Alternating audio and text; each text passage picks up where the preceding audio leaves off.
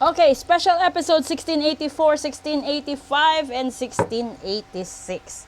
Dito, tanungin natin ang mata ni Universe. Baraha. Mata. Mata, sabihin mo sa akin, ano ba ang mga kaugalian or ugali namin na dapat naming baguhin at dapat naming panatilihin. Mata, sabihin mo. Di ba? May mga ganun eh. Mata, ikwento mo. Anong dapat kong malaman sa gabing ito? Oh, di ba? May mga ganun. Eto na. 1684. Adventure. Aba? 1685. Ay, confinement. And 1686, aid. O, diba? Ito na. Yung kwento ko dito sa first episode is tungkol sa pag-ibig and how to overcome everything. And this is the continuation. Diba? Yung pagkakaroon ng panibagong relasyon is parang adventure talaga ito. Nag-e-explore ka sa panibagong tao, no? Andi dito yung passion mo na magmamahal ka ulit, no? Magkakaroon kayo ng time together na mag-travel, mag-outing, whatever you're planning to do with. Kasi meron andyan siya sa tabi mo, di ba? Pero ito kasi ang kaakibat nito is gastos. Diba? Sa side ng lalaki at kahit sa side ng babae, kapag may bago kang karelasyon, magastos. Kasi kailangan mong mag-date, kailangan mo siyang bigyan ng regalo, kailangan mong magpasipsip sa magulang, kailangan mong magpabango sa mga kapatid, at etc. Yung dito napupunta itong confinement na card. Andi dito yung hindi ka na malaya sa sarili mong pera. Yung natotolerate mo na sila sa gusto nila pero ikaw napapabayaan mo yung sarili mo at para kang nakakulong. 'Di ba? Nakakulong ka dahil hindi sa sarili mong pangangailangan at problema. Kundi nakakulong ka dahil inaako mo ang problema ng karelasyon mo.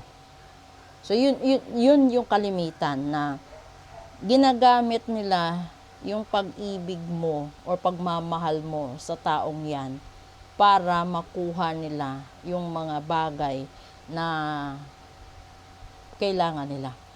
Ito yung panahon na ang daming parinig, no? Ang daming imbitasyon. Ikaw naman, hindi ka makahindi kasi yung kapatid niya or anak niya or kanino man is girlfriend mo or boyfriend mo at maghahanap ka ng paraan, mangungutang ka, magkakat ka ng mga bills mo, magkakat ka ng kung ano-ano para lang maibigay ka sa kanya. Ang pinakamahirap pa dito na sa relasyong ito, darating sa punto na kapag ikaw na yung mangangailangan, hirap ka na maghanap ng taong tutulong sa'yo. Ito yung pinakamalungkot. Totoo ito. Napakaraming nagpaparitual sa akin, nagpapareading na ganyan, no? Nagmamakaawa ka na may mga taong tutulong sa'yo, na may mga taong mabubuti pa ang puso na matulungan ka sa mga problema mo. Kasi, wala eh.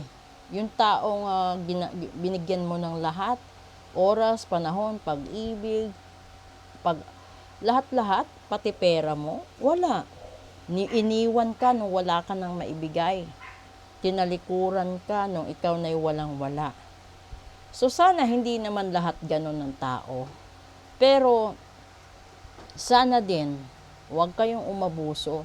Kasi yung tao, bago nyo sila nakilala, may sarili din silang pangangailangan, bayarin. May sarili din silang pamilya, pinapaaral, sinusuportahan. So, kung kayo nagsama, bago kayo nagsama at ganun na sila may obligasyon na sila. So, wag mo silang ipitin na dumating or darating sa panahon na iipitin mo siya dahil gusto mong masolo ang sahod niya, gusto mong masolo ang negosyo niya. Hindi po pwede yun. So, yung gagawin mo is, kung yung taong minahal mo is may anak, irespeto mo kung magpapadala siya ng sustento sa anak niya. At ikaw naman, kung may kinakasama ka, no, kung ikaw yung kumikita at ikaw yung padre di pamilya sa pagsasama, at alam mo na nakipagrelasyon ka din sa bago, yung gagawin mo is respeto din. Mag-ambag ka sa daily expenses ninyo, tapos magpadala ka din doon sa mga obligasyon mo. Kasi hindi naman po pwede na yung sahod mo, ipapadala mo doon, tapos yung sahod niya, kakainin nyo. O, hindi talaga maganda. So, anong ibig sabihin nun? Diba? Ang pangit. So, yung gagawin mo, kung kaya mo, yung sahod mo, hatiin mo sa dalawa. Yung kalahati, ipadala mo doon. Yung kalahati, ibigay mo din sa kasama mo sa kasalukuyan. Para naman, kahit papaano, mabigyan ka niya ng respeto dahil nirerespeto mo din yung pagsasama ninyo. Hindi naman po pwede siya magtatrabaho para sa inyong dalawa tapos yung income mo para lang doon sa kabila. Hindi. Tapos isusumbat mo na may pamilya na ako bago mo ako kinasama. Hindi. No? Kaya ka nagkaroon ng ka-live-in. Hindi dahil para malibre mo sarili mo sa pagkain, sa bayarin, sa upahan sa bahay, sa pagkain, no? Nagkaroon ka ng karelasyon at ka-live-in dahil sa mahalaga ang taong yan sa buhay mo. Mahal mo ang taong yan. At itinuring mo rin siyang pangalawang asawa, pangatlo, pang-apat, o kahit pang-lima pa.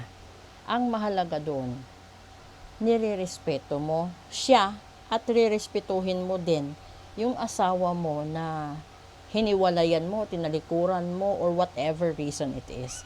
Ang pinakamahalaga kasi, respeto. So, sabihin mo dun sa asawa mo, hindi na kita mahal, pero gusto kitang bigyan ng sustento. Kalahati ng sahod ko, papadala ko sa inyo. Tapos, ito naman kasalukuyang kinakasama mo, yung kalahati, ibigay mo din sa kanya. Pero hindi kasi lahat ng kinakasama ganun eh. Kasi minsan may kinakasama ka na mas grabe pa yung sahod kesa sa'yo. So, ibig sabihin nun, tanggapin man niya o hindi, ang mahalaga, sinubukan mong iabot sa kanya. Kasi hindi naman tanga yung tao na yan na kinakasama mo kung alam niya na short ka din sa kabilang banda. So, yung mahalaga doon is you have to show the respect para hindi ka mapunta dito sa confinement stage, hindi ka mapunta dito sa maghahanap ka ng charitable LGUs para tulungan ka sa mga problema mo, 'di ba? So ito, ang kabuuan nitong kwento nito ni Universe sa atin ngayon. Maliban sa pagmamahal, itanim sa puso't isipan ang respeto. Kasi hindi na lahat ng kababaihan ngayon hindi marunong maghanap ng pera. Minsan at kalimitan, mas malaki pa ang sahod ng mga babae ngayon kaysa mga lalaki. So, kung magkaroon man kayo ng ka-live-in, maswerte na kung yung naging ka-live-in ninyo is negosyante, no? Madiskarte sa buhay. Ganun. So, kahit maliit yung sahod mo, kumpara sa ka-live-in mo, ang mahalaga, sinubukan mong sabihin sa kanya, ito yung sahod ko. Pag ayaw niyang tanggapin, kasi kaya naman niyang isustain yung expenses, i-date mo siya. Para naman, kahit pa paano, may kapasalamatan siya, di ba? Ganun yun. So, kahit saan ka mapunta, ikaw man yung legal wife, ikaw man yung legal husband, or ikaw man yung ka-live-in niya, or third party niya, it boils down to respect. Hindi kailangan ng gulo. Kasi, hindi mo kailangang pilitin ang taong ayaw na sa'yo. Yung taong hindi ka na mahal. Ganun lang kasimple.